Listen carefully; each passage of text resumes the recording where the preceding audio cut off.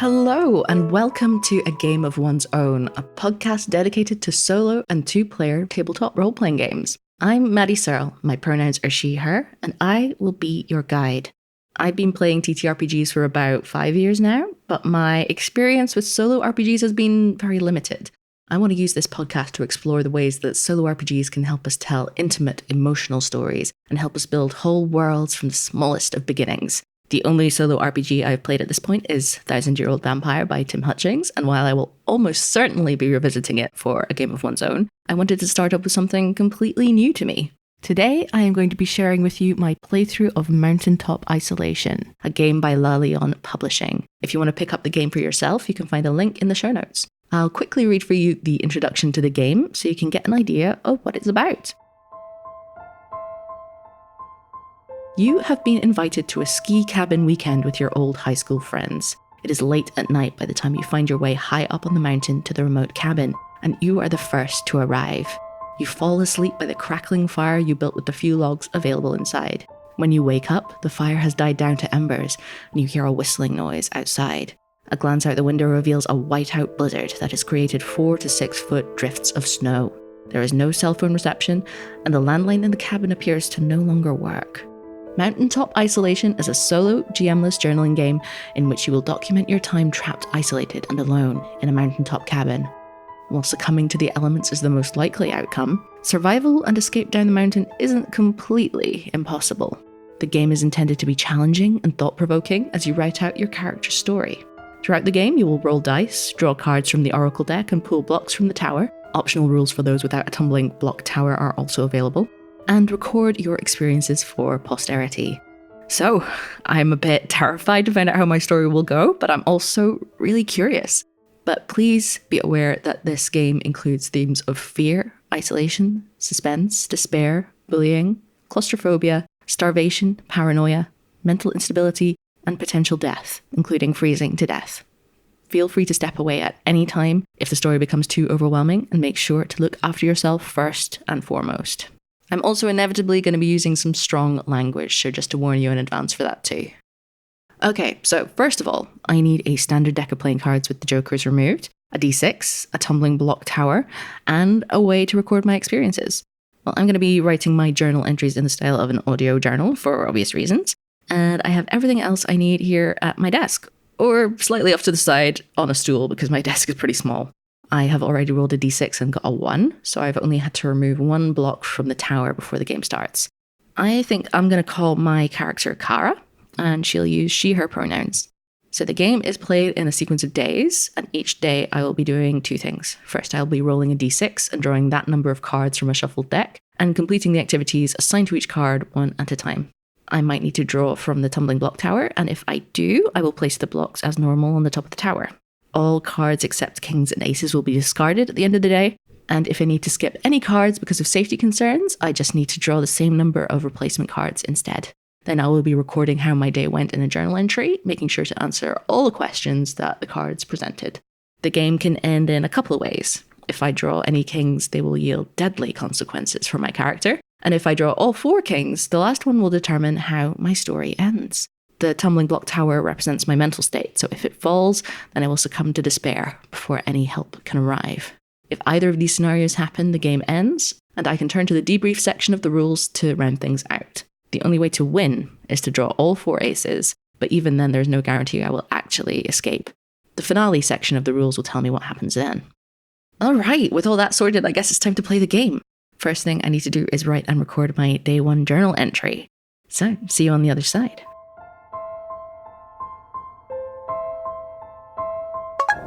Hi, whoever is listening to this. I'm Cara.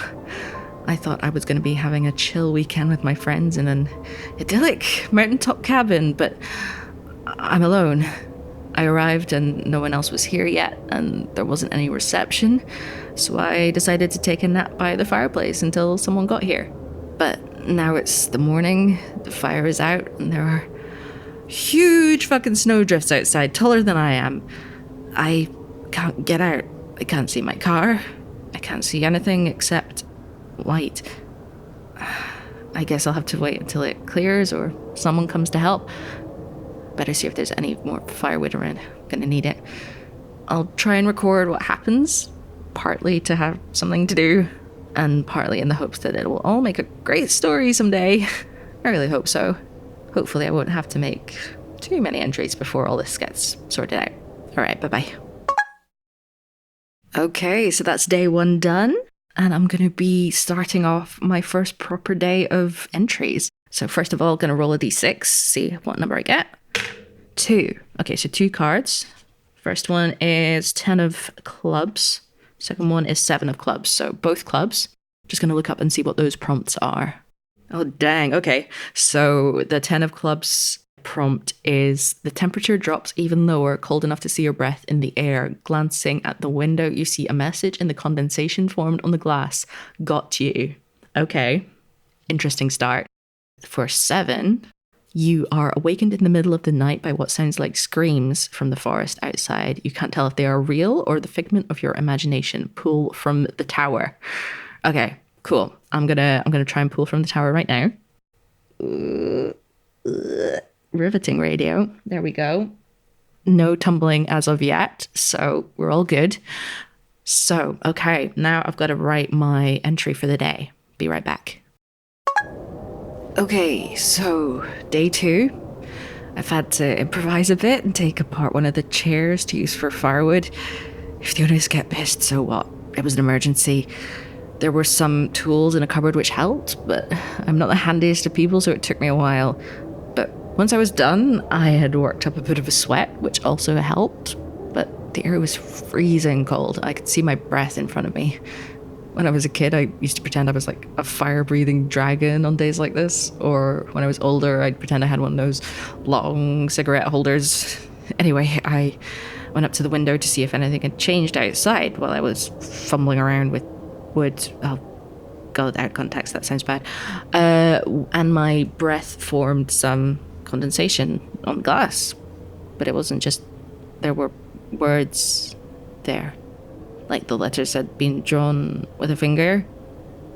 They said, got you. I tried to think of quote-unquote rational explanations for it, like a previous guest had written it before I got there as a prank, or the window was just dirty, and it was a coincidence that it looked like words. But even after I wiped the condensation away and tried to forget about it, I just keep thinking about it. Okay, time to build a fire. God, okay. It's after 2 a.m. I just got woken up by... That was it. Did that pick up on the mic? It sounded like a scream off in the forest. No, it had to be a fox or something, right? They make the weirdest noises. Probably just tired and stressed. Anyway, I have as good a fire as I can manage right now, and fingers crossed it'll last most of the night, and someone will be here soon. Speak later. Okay, time for day 3. Gonna roll the dice, see how many cards I draw. That's 6. Oh my goodness, that's a busy day. Okay, King of Clubs. This is one of the big scary cards that I have to keep, and if I get all the kings, then things go very badly for me. Okay. Your friends knew that you didn't really want to come on this trip. You only agreed because it had been so long since you saw each other last. Did they really want to go on this trip with you? Or was it one big prank gone wrong? Did they ever plan to make their way up the mountain? Do not discard this card, but set it to one side and pull from the tower. Cool. Okay. I'm going to do a quick cheeky pull from the tower. Good so far. Standing strong. Getting there. Okay, next card. Jack of Diamonds. Snow blocks the exits to the cabin and you must force your way out. Pull from the tower. Cool. Okay, another pull. So far, so good. Card number 3. Ace of Hearts. Wow, we're getting all the big boys today. You can do this. While you may not have had to last through a blizzard on your own before, that doesn't mean you'll be defeated by this one. So long as you stay warm and fed, you'll eventually be able to get out of this mess. You just need to hang on. I also keep that one. Do not discard. Card number 4. 2 of Clubs. A quiet knock resonates at the front door, but when you open it, it is only to the blasting chill of wind and snow. Excellent. Excellent. Good times. Card number 5. 8 of clubs. Rifling through your jacket pockets, you find a note scrawled in the handwriting of one of your friends. What does it say? Ooh, can sense some interpersonal drama in this journal entry. Cool. Final card. 9 of spades. You find deep indents in the snow that seem to mark what could be a deer trail through the woods, but it is thick with waist-high snow pulled from the tower. Okay, so yeah, getting out and about. Interesting. One more pull from the tower. Okay, that went surprisingly well. Starting to look a little shaky, but we're getting there.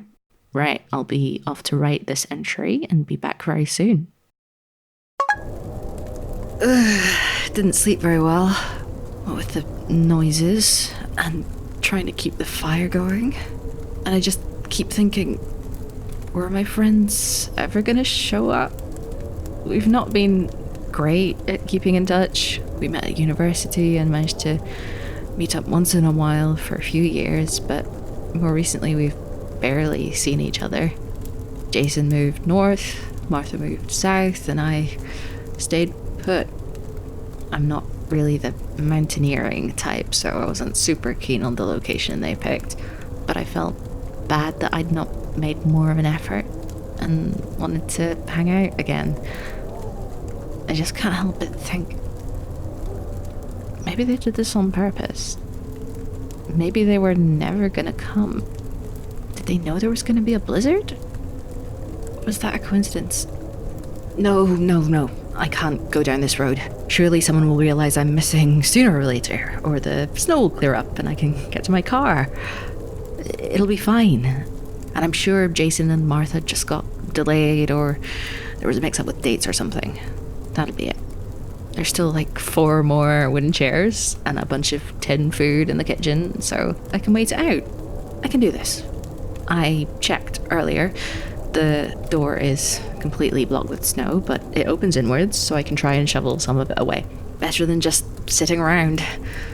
I can't find a spade anywhere, so I guess a spatula will have to do for now. Fucking ridiculous.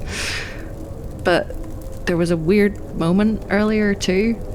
I was on my spatula hunt when I heard something. Could have sworn it was a knock at the front door.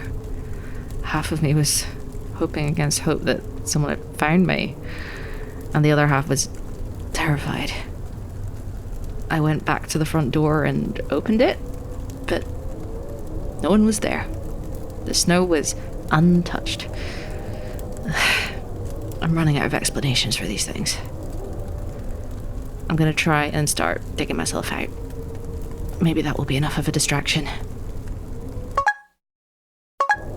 I just found something. A note in one of my jacket pockets. It's in Martha's handwriting. This is just too weird. It's an extract from a poem by Emily Bronte. Well, the sad minutes are moving, though loaded with trouble and pain, and sometime the loved and the loving shall meet on the mountains again. This is just too much. What the fuck does this mean? I haven't seen her for years, and I find a poem in her handwriting in my pocket? No, I refuse. I'm gonna keep digging. I have to find a way out of here. It took most of the day, but finally I managed to dig enough that I'm out of that fucking cabin, at least for now. Everything is just white and grey, apart from the trees at the edge of the forest, so I'm headed that way. Oh, hang on. There are some kind of tracks. I think they must be deer tracks. I can see the little hoof prints. Looks like they lead into the forest. Could there be a path that way I can take? Not today. It's getting dark. Better head back. Bye for now. Alright, time for day 4. Come on, die. Just one card to draw today. Queen of Spades. You find a notebook from a past cabin resident filled with notes and drawings. There is something strange in one of the pages. Is it just a wolf drawing or something more? Ooh, nice. Okay. Be right back with another entry. 4th day in the cabin now, I think. I was just rummaging around to see if I could find anything useful, and I found this notebook. It was tucked between some crusty old crime novels on the shelf in the twin bedroom. Looks like someone who stayed here before left it here. The handwriting is pretty terrible, so I'm having a hard time figuring out what the notes say, but there's a lot of drawings too. A lot of them are local trees, plants, animals, that kind of stuff. But there's this one page. It has a drawing of what looks like a wolf, but it looks sort of wrong. Its limbs are all elongated and its teeth are too big and its eyes... All the other drawings are pretty realistic, so this one kind of stands out. There's a note next to it. I think it says, twice the height of a man. But like I say, the handwriting is really scribbly, so you could say anything really. Okay, that's enough for now, I guess. Okay, things are getting spooky. Let's roll the die again for day 5. 1 again. Another chill day, fingers crossed. Haha. Okay, Jack of Spades. You find a half-eaten packet of biscuits in the pantry. They are stale, but better than nothing at all. Pull from the tower. All right, another pull. Pull! Oh god, it is wobbling quite a lot when I try to pull one. Let me just readjust myself. Whew, okay, yes. Successful.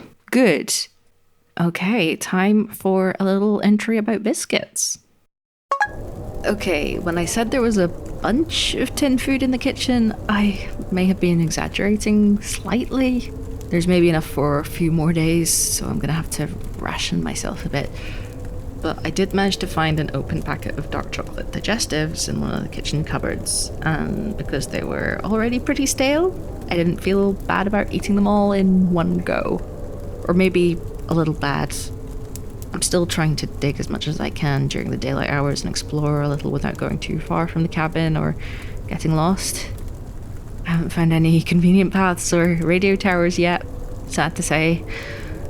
Just gotta keep hanging in there. Alright, time for day 6, getting close to a week. All alone in a cabin. It's all gonna be fine. It's all fine. Alright, roll the die. 5, busy day. First card. 8 of Hearts. Howls from the forest outside your window. What was that flashing past? Paranoia creeps in, a sinking doubt as you remember stories of creatures stalking the woods. Ooh, that can link in with the notebook. Okay, nice, love it. Next. 10 of Diamonds. Whilst foraging around the cabin, a snowdrift shifts, burying you completely in snow. You're able to get out easily, but are now soaked through and need to get warm and dry quickly. Okay, yes, makes sense. Card number 3. 9 of Diamonds. My shuffling skills are clearly quite bad. The wind speed drops, making visibility through the falling snow easier and more bearable. Pull from the tower. All right, okay. Okay, pulled one right near the bottom, and it seems to be holding steady for now. And card number 4. 10 of Hearts. The bone-deep chill and isolation has begun to get to you. Will help ever come? Will you ever be able to leave this desolate place? Does anyone even know that you're here? Yeah, very valid questions, all of those. Good. Last card for the day. 2 of Hearts. This storm can't last forever, can it? Surely there must be a time when the storm ends and you'll be on your way home in no time. Yeah, sure. Be right back with another entry. Okay, day 6. Nearly a week without getting out of this fucking place. I am trying my hardest not to panic, but with so little sleep, it's hard to think straight. Yeah, I got woken up again last night. instead of the scream or cry or whatever it was, this time it was howls. When I finally managed to get back to sleep, I kept having these dreams. The creature from the notebook, it was chasing me through the forest. I'd run and run, my lungs aching with every freezing cold breath, and it would catch me, and I'd feel the pain and the horror as it tore into me. But seconds later, I'd be running again, and the loop would repeat again and again and again until I finally woke up at dawn. Just a dream. Just a dream. After half a can of tinned peaches for breakfast, I went outside to see if there were any berry bushes or medicinal plants under the snow. I wasn't holding out much hope. I knew I'd kick myself if I didn't at least try. But I was standing too close to a ledge, and a snowdrift decided that was the exact moment to come crashing down right on top of me. It was simple enough to climb out, but I was soaked and even more freezing cold than usual. I rushed back to the cabin, took off my wet clothes, wrapped myself in as many towels as I could find, and huddled by the fire until I felt vaguely warm. I'm running low on wood from the chairs, so I'm going to have to start burning bookcases next. I did use some pages from one of the crime novels to help start the fire today, which doesn't feel good, but I needed more kindling. When I was finally warm enough to leave the fireside, I looked out the window and saw that the wind had died down enough that I could see further down the mountain. My car is almost completely submerged in snow, and trying to figure out where the path down the mountain used to be is impossible. I just desperately wanted to see someone coming to save me in a helicopter or a snowmobile, but I don't even know if anyone realizes I'm missing. I've not spoken to my parents recently. No hard feelings, just busy, so they don't know I'm here. I've mentioned it to a few friends and people at work, but they don't know any of the details. How long will it take before someone realizes? But the snowstorm can't last forever, right? It has to let up sometime. I just have to be patient and sensible and not do anything rash, and I'll be able to get out of here before long. It's gonna be fine. It has to be fine.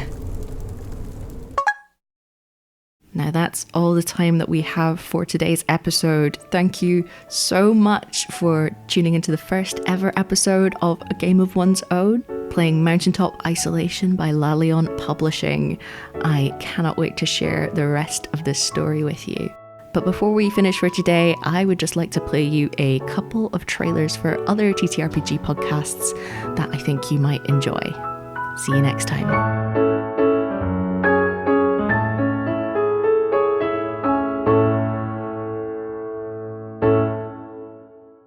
Snyder's Return is a tabletop roleplay interview and actual play podcast. We chat with content creators from both mainstream and indie publishers, and we release actual play episodes of systems like our City of Mist game, Meddlers, Monsters and Madmen, and more games coming in the future. We also have a TTRPG review show on YouTube, Fly Like a D6. Come and check us out. You can find us on Twitter at Return Snyder, Instagram Snyders_return. You can find us on YouTube at Snyder's Return, Discord, and everywhere you get your podcasts. Do you like your tabletop RPGs to be grim, gritty, and grounded?